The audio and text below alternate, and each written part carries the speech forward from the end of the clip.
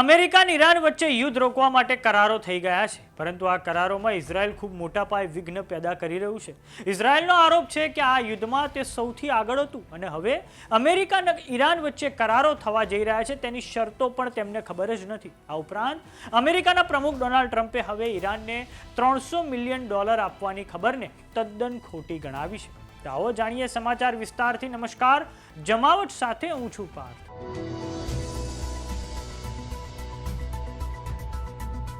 America અને Iran વચ્ચે આવનારા સમયમાં 19મી જૂનના રોજ સ્વિટ્ઝરલેન્ડ ખાતે કરારો થવા જઈ રહ્યા છે. ત્યારે ઇઝરાયેલના વડાપ્રધાન બેન્જામિન નેતાન્યાહુ આ કરારોના વિરોધી બનીને ઉભર્યા છે.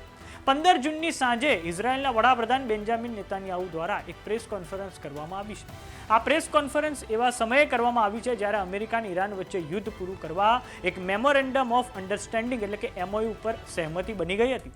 આ સમજૂતી પર 14મી જૂનના રોજ ડિજિટલ હસ્તાક્ષર થયા છે અને હવે 19મી જૂનના રોજ તેની પર ઔપચારિક હસ્તાક્ષર થશે. ટાઈમ્સ ઓફ ઇઝરાયેલના રિપોર્ટ અનુસાર બેન્જામિન નેતાન્યાહુએ પ્રેસ વાર્તાને સંબોધન કરતી વખતે કહ્યું છે કે કરારો થાય કે ન થાય, ઈરાનની પાસે પરમાણુ હથિયારો નહીં હોય, ના આજે ન કાલે. જ્યાં સુધી હું ઇઝરાયેલનો વડાપ્રધાન છું હું એવું નહીં થવા દઉં. આ જ મારા જીવનનું એક લક્ષ્યાંક છે.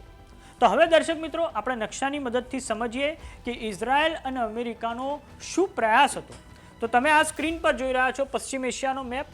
પશ્ચિમ એશિયામાં આ એક તરફ આવેલું છે ઈરાન, તો બીજી તરફ આ તમે સ્ક્રીન પર જોઈ રહ્યા છો ઇઝરાયલ અને જોર્ડન.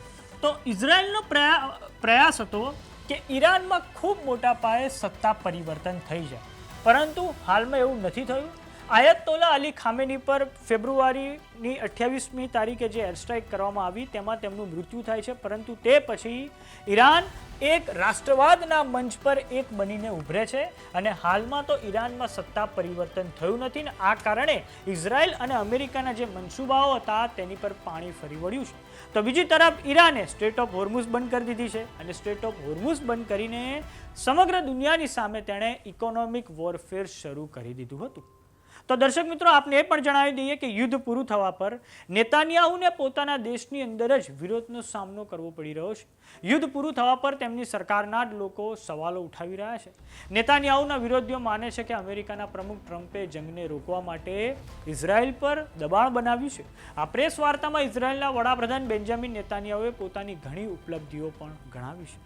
હવે બીજી તરફ વાત કરીએ અમેરિકાની, તો અમેરિકાના પ્રમુખ ડોનાલ્ડ ટ્રમ્પે ટ્રુથ સોશિયલ નામની સાઇટ પર પોસ્ટ કરીને દાવો કર્યો છે કે ઈરાન પાસે ક્યારેય પરમાણુ હથિયારો નહીં હોય. આ ઉપરાંત ઈરાનને $300 મિલિયન આપવાની ખબરને પણ તેમણે જુઠ્ઠી ગણાવી છે. તો બીજી તરફ આ $300 મિલિયન આપવાવાળી વાત પર અમેરિકામાં જબરજસ્ત વિવાદ છેડાઈ ગયો છે, જેની પર ઉપરાષ્ટ્રપતિ JD વાન્સે સ્પષ્ટતા આપતા કહ્યું છે કે આ રોકાણ અમેરિકા નહીં પરંતુ ખાડી દેશો કરવાના છે. આમ અમેરિકાએ હવે આ મુદ્દે પણ હાથ ખંખેરી લીધા હોય તેવું લાગી રહ્યું છે. તો સમાચારોમાં અત્યારે બસ આટલું. જોતા રહો જમાવટ. જો તમે અમને YouTube પર જોઈ રહ્યા તો સબસ્ક્રાઇબ કરો, જો તમે અમને Facebook પર જોઈ રહ્યા તો ફોલો કરો. અમારી WhatsApp ચેનલને જોઈન કરવાનું ન ભૂલતા. નમસ્કાર.